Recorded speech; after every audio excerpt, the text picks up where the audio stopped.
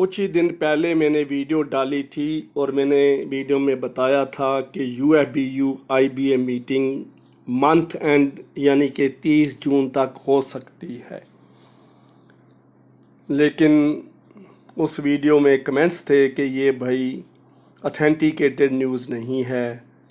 कुछ लोगों ने शंका बताई थी, लेकिन मैंने ये कहा था कि इंडिकेशन है 30 जून तक या ज़्यादा से ज़्यादा फर्स्ट वीक ऑफ जुलाई तक मीटिंग हो सकती है।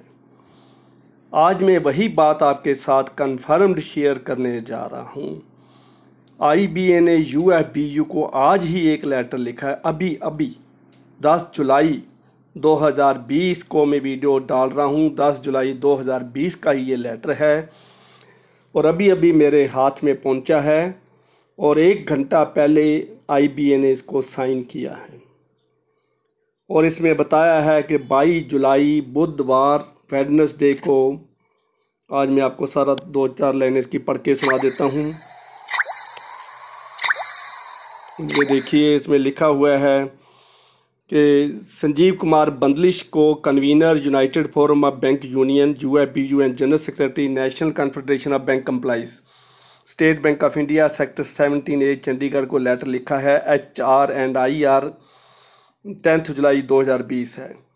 इसमें लिखा है कि negotiating wage negotiation committee meeting with union association, it has been decided in consultation with the chairman negotiating committee of IBA to hold next wage revision meeting committee negotiating committee meeting IBA with representative of constituent workmen and union officers association on Wednesday 22nd July 2020 at 11:30 AM।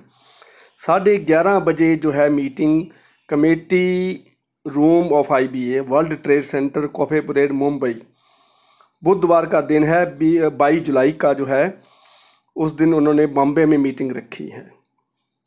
तो ये बहुत long awaited meeting थी जिसका indication हमारे को मिल चुका था। 30 जून के मिनट बात बताई थी, ज़्यादा से ज़्यादा लेट हो जाए तो फर्स्ट वीक ऑफ जुलाई।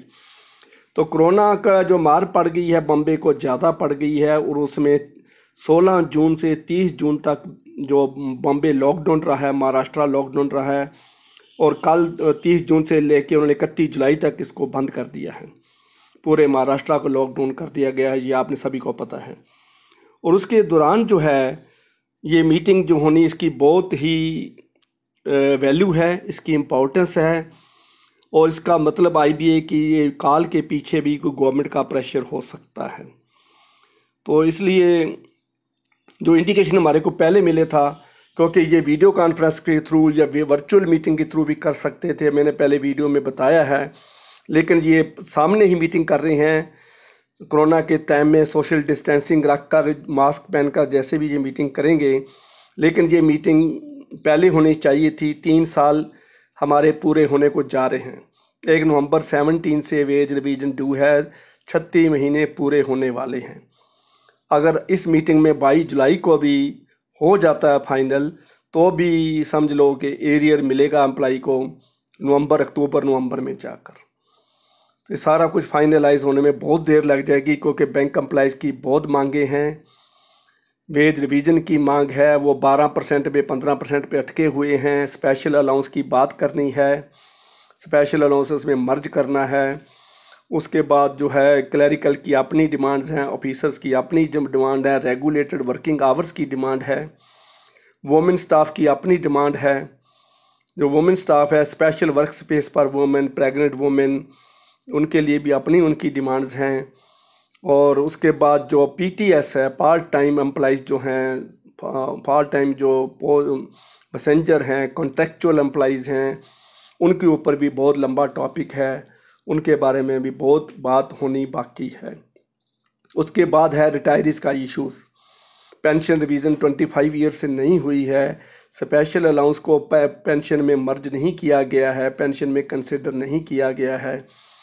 और उसके बाद जो इंक्रीमेंट का भी एक मसला चल रहा है कुछ बैंक्स में, उसके बारे में भी करना है। डीए न्यूट्रलाइजेशन जो है, 100% डीए न्यूट्रलाइजेशन का मसला भी चल रहा है।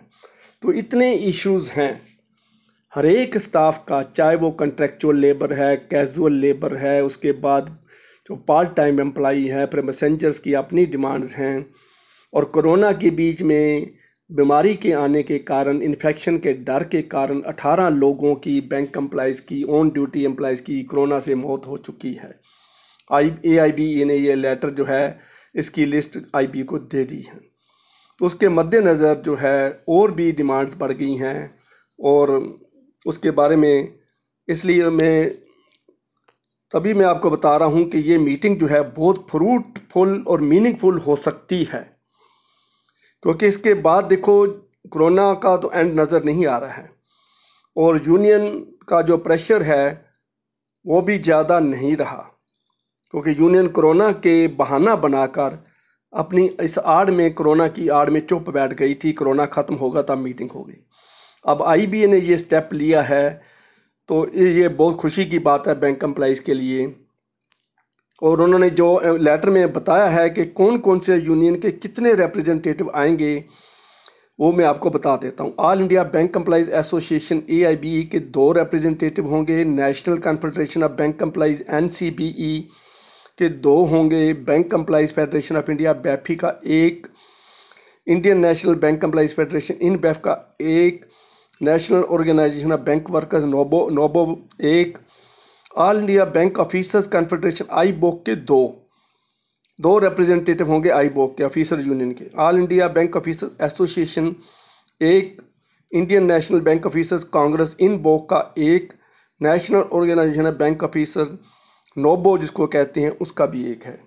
तो ये टोटल जो है 9 रिप्रेजेंटेटिव हैं, 9 यूनियन जो अम्ब्रेला है UFBU की, तो वो सभी के रिप्रेजेंटेटिव की जो उन्होंने ऑथराइज़ किया है वो मैं आपको बता दिया है। बाकी जो सीन है वो आपके सामने है कि क्या यूनियन ने हमारी ने किया और क्या हमारी गवर्नमेंट ने किया, और रिटायरीज ऑर्गेनाइजेशन जो हैं वो कितने लेटर लिख चुकी हैं कि जल्दी ही इसको पेंशन रिवीजन भी करी जाए और वेज रिवीजन भी करी जाए।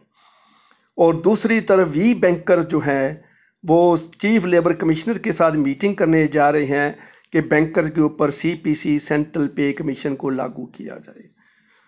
जब भी यूनियन की कोई IB के साथ मीटिंग होती है तो वी बैंकर जो है वो CPC का जोर डाल रहे हैं, और वी बैंकर्स के साथ हमारे 50% के आसपास बैंकर जुड़ चुके हैं। और वीडियो के नीचे कमेंट्स आ रहे हैं, मैंने कुछ दिन पहले जो वीडियो डाली है उसमें कमेंट्स इतने हैं, यूनियन को इतनी गालियां लिखी हुई हैं बैंकर्स ने, इतनी गंदी गंदी गालियां, इतने गंदे कमेंट्स दिए हैं कि बताना ही मुश्किल है। उनको लेवी चोर लिखा हुआ है कि लेवी के लिए ये मर रही हैं, इनको बैंक एम्प्लॉइज़ की कोई चिंता नहीं है, इनको कोरोना से मरने वाले बैंक एम्प्लॉइज़ की चिंता नहीं है, इनको किसी बात की वेज रिवीजन की चिंता नहीं है, इनको पार्ट टाइम एम्प्लॉइज़ को परमानेंट करने की चिंता नहीं है, कैजुअल लेबर की चिंता भी नहीं है, इनको वुमेन एम्प्लॉइज़ का जो जगह बनती है, जो उनका राइट्स बनती हैं, उनकी जो स्पेशल लीव के बारे में बात बनती है, उनकी भी चिंता नहीं है। इनको सिर्फ एक ही चिंता है कि जितना वेज रिवीजन को डिले किया जाए उतना एरियर बढ़ेगा और उतनी लेवी बढ़ेगी। तो इसलिए वी बैंकर्स कह रहा है कि लेवी का राइट इनका नहीं है, इनके ऊपर केस करने को वो तैयार बैठी हैं, इस बार उनको लेवी नहीं मिलेगी। सभी बैंकर्स यूनाइट हो जाएंगे और यूनियन को वेज रिवीजन की लेवी नहीं मिलने का चांस बहुत कम है, क्योंकि उन्होंने हाई कोर्ट में रिट कर देनी है और कहना है कि इनका कोई राइट नहीं है। सभी एम्प्लॉइज़ रिफ्यूज़ कर सकते हैं, ये उनकी वॉलंटरी ऑप्शन है, क्या वो देना चाहते हैं कि नहीं देना चाहते। तो यूनियन का जो UFBU का रोल है वो आपके सामने क्लियर है।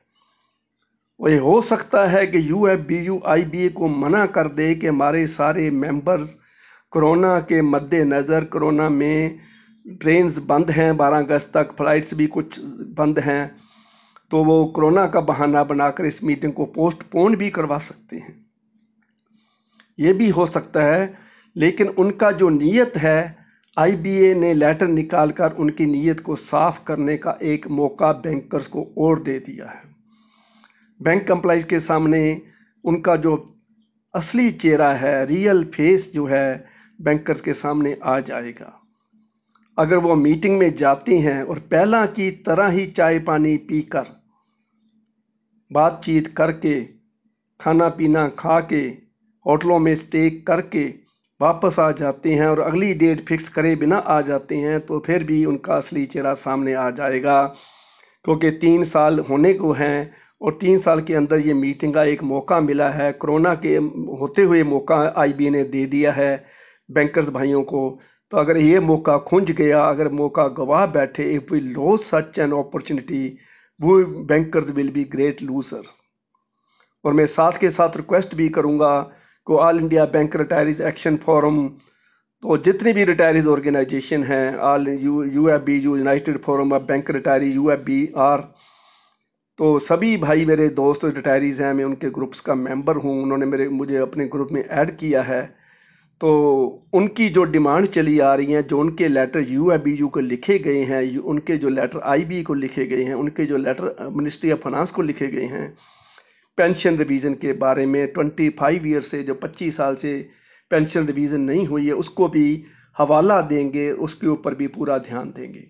मुझे पूरी आशा है कि इस वीडियो को लाइक करोगे, शेयर करोगे और सभी बैंकर भाई, सभी पेंशनर, बैंक के रिटायरीज इसको ज़्यादा से ज़्यादा शेयर करो, लाइक करो।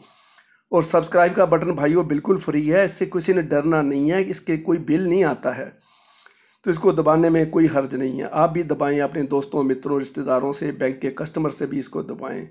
मुझे आशा है कि आपने लाल बटन दबा दिया होगा। Thank you very much.